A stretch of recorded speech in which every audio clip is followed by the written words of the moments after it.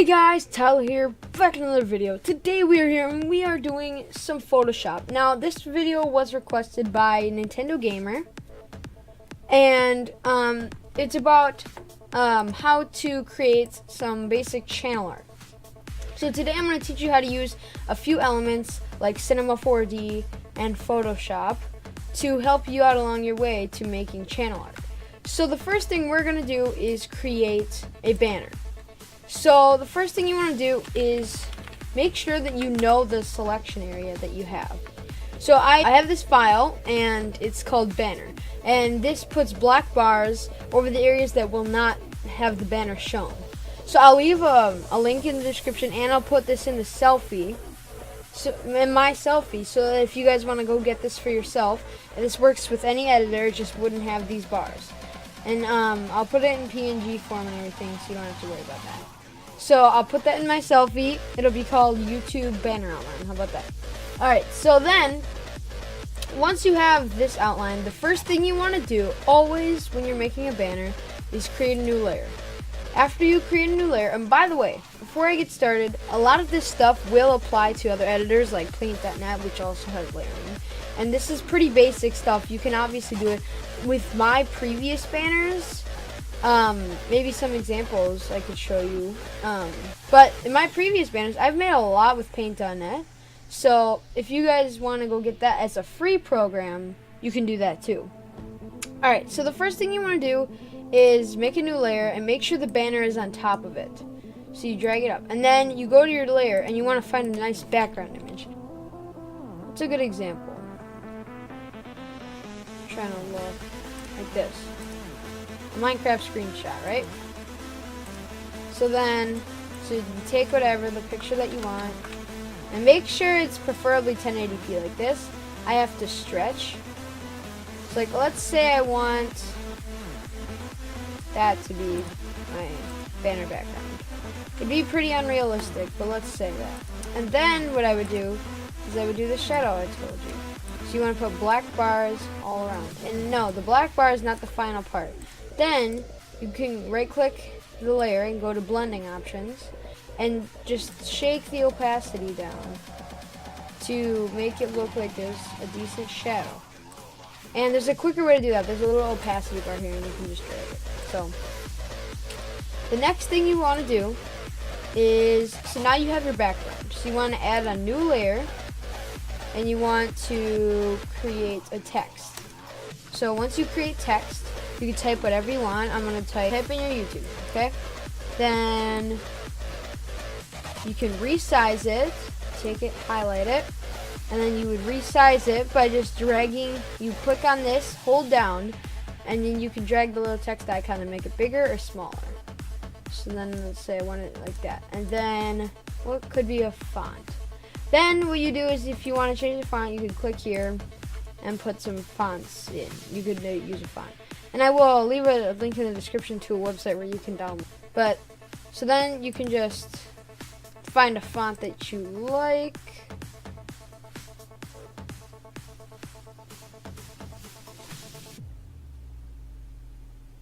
Okay, so found my font. Alright, next what you want to do if you want to change the color, let's say I want to change the color. You can also use the eyedropper tool to get a color that you want.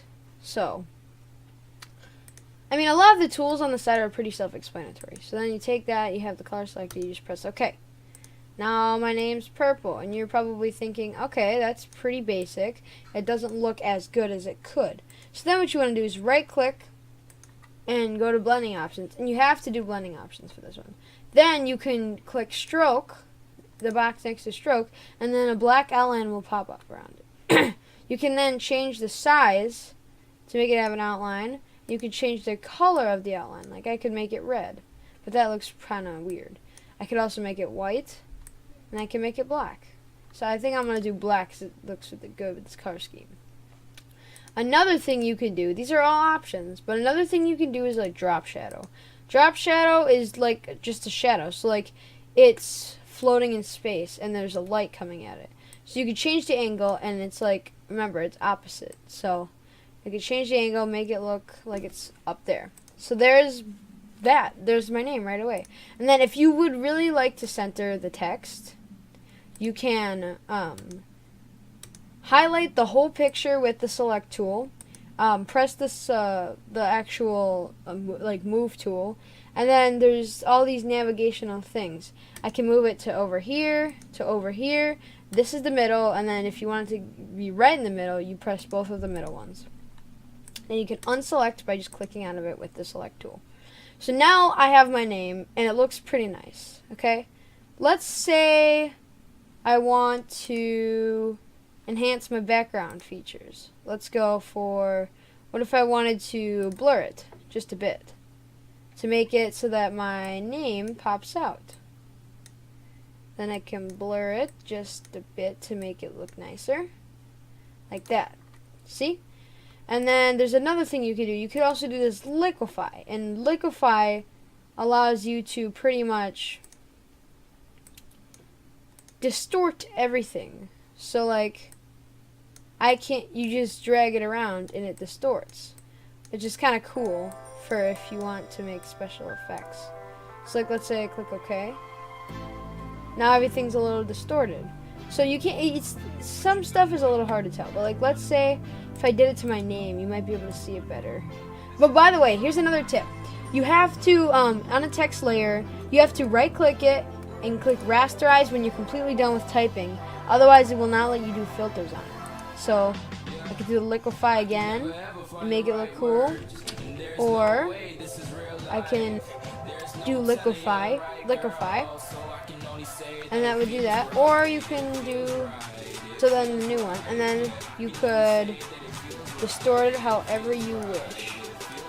So I could pull it up, drag it down, push it around, you know, stuff like that. So if I did that, push the middle down, and brought that up, and like that, boom. And then you can always resize it if it's too big for you by hitting Control T and then holding Shift and Alt to keep the original size and just bring it down a bit. And then when you're done, you just click Select and click Apply. And there you go. So now let's say you have your name and you want to add another image. So you would click File, Open, find the picture somewhere on your computer. I'll use this face, the awesome face. You just highlight it like you did with the background image, and you bring it in like that, and then it'll be on here. So then you position it by dragging it and like put it in the place you want.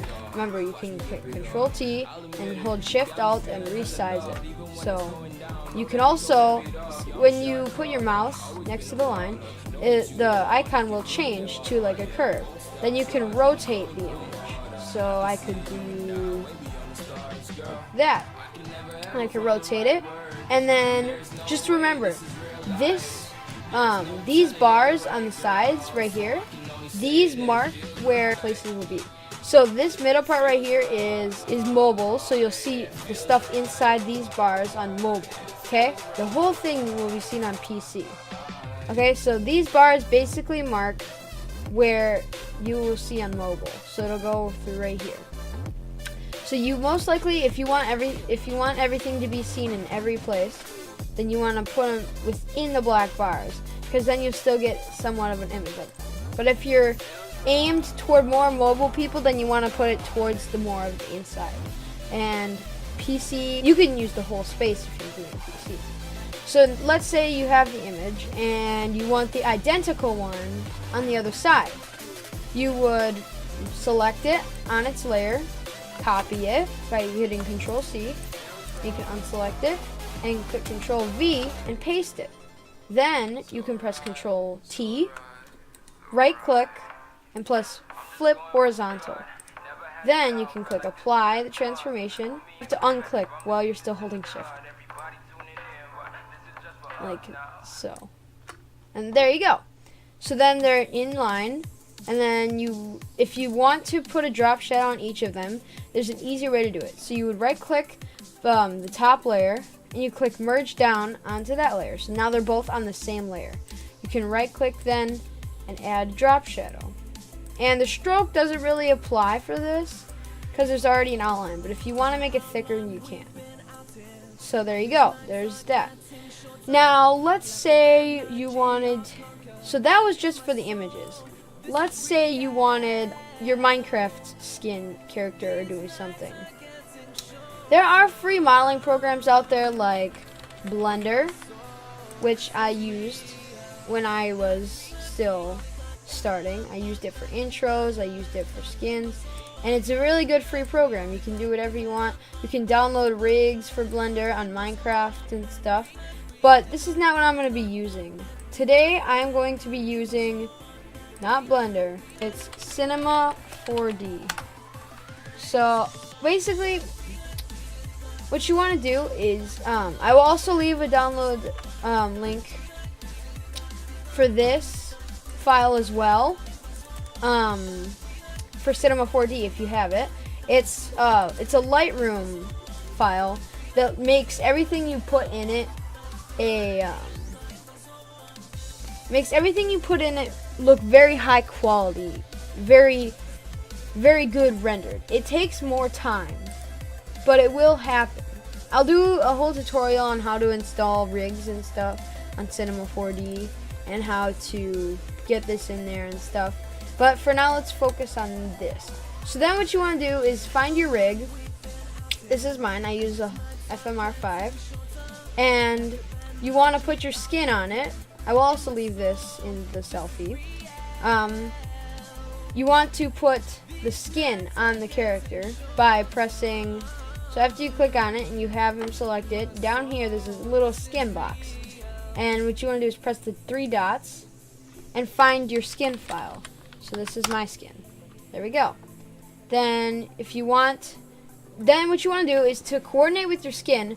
If you scroll down more, you can see that there are the options to turn on and off the features of the face. So what I do is I turn them all off so that you can only see the pure skin. And then if you want your hats on at any point, you can press and check these little boxes. For me, I only want my hat second layer so that I can see my hood. So once you have your character and you can use the buttons up here to view around and stuff, you can zoom out and look around. So this is my character, right? So then what I want to do is, let's say I wanted him to be really happy. So I put his arms up, something like that. So I would take the little things, the little blocks at the end of his arms, and use these arrows to drag them around to make them in the position that I want them at. So let's say this is the position that I want, and I have it, and then I can do it to the other arm as well. Make him look super happy. Like that, and maybe bring his arm forward a bit. There we go. So let's say I have that. It looks a little awkward, but it should work. So then let's say I wanted to grab that, make his legs just go up a little bit, drag him out and push him back. And then I can bend his knees by rotating them like that. And actually, bending his knees would be putting it up. And then if you rotate it, you can switch the position of the feet to make it look like it's actually flat. So, like that. And there you go. So now what you have is your rig. And this, you can do this without the FMR file, not the FMR, this applies to pretty much any rig, as long as you know how to put your skin on it and everything. And you can use, you don't have to use the file that I opened it with. But if you are using the file, then you want to click here, and you want to make sure that the output settings. So you click this little box up to the top, and this will bring up your render settings. What you want to do is go down to save, and you want to make sure it's in PNG. You want to make sure depth is in 8-bit/channel. The name is name00.tif, and the image color profile may be different for you, but you always want to make sure alpha channel is checked. And once you have that, you can press the ... and name the file whatever you want. I'll name it Minecraft character rend. Okay, whatever. And it'll save as a PNG file, which means this background will be completely blank, so I can put it on the banner. Then you want to click Output. Make sure it's in 920 by 1080 for the best results. Then you can get out of there, and there's the button next to it where it's like the little check thing and the box behind it. You click that, and it will start rendering in this little box. And it does take a bit, but you will see that it looks very nice as a finished product.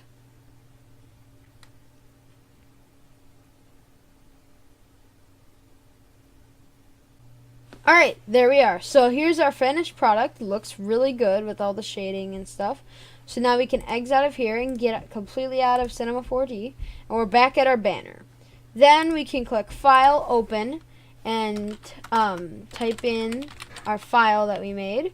So Minecraft character render. And there we go. And it looks very nice in my opinion. So then you can just highlight your character, make sure you have all of it. And it's a PNG, so you can see the completely background is empty, which means it's checkered. So then you could go in here and paste it in by pressing Control V once again. And there's my character. I can resize it with using the trick I already taught you guys to make it fit however I want. So let's say I want it to be like that, right in the bars. I would do that, and then I can do it again. And actually, you know, another thing you could do is copy it again, but this time having it be the same size. So you can paste it and make sure it's right at the same exact position, drag it over, and then if you want to make it, if it's in a specific pose that would look better the other way, like that perhaps, then you can do that by flipping it horizontally. There you go. Then you can right click and merge down the layers and go to blending options when it's one merged layer, and you can stroke your characters to make them have outlines if you wish. You don't have to make them have outlines, but you can. So you can make them have outlines, change the color of the outline if you want, and there you go. So those are my Minecraft characters. Now I can also add drop shadow while I'm in there actually, to make it look even more professional. And there you have it. It's your finished banner. So then you can just click File, Save As. Make sure it's not in a Photoshop file. Make sure it's as a JPG, just JPG, JPEG. Then you can rename it to whatever you want. Like I'm going to do my banner for video. Hit Enter. And then you just want to click OK as maximum so it'll render out as good as it can. It'll load up, and then you have your finished file in your file folder. So I hope you guys benefited from watching this tutorial. I hope it helped you out. And yeah, stay tuned for more videos. And I will see you guys later. Peace.